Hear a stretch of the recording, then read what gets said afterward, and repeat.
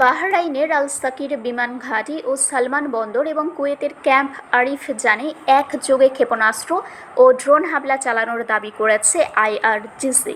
সেখানে মার্কিন সামরিক স্থাপনাগুলো অবস্থিত। সোমবার একযোগে এই হামলা হয় বলে তুরস্কের গণমাধ্যম আনাদোলুর খবরে বলা হয়েছে।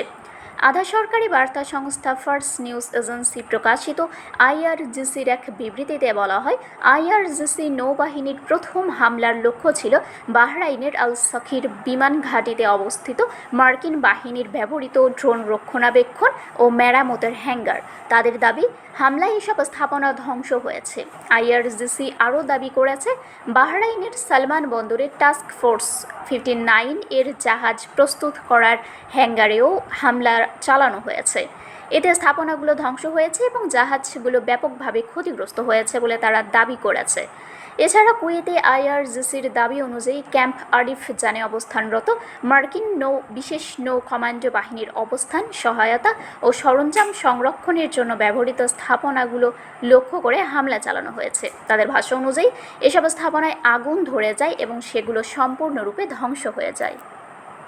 শারমিন শিমু, বরেন্দ্র টেলিভিশন।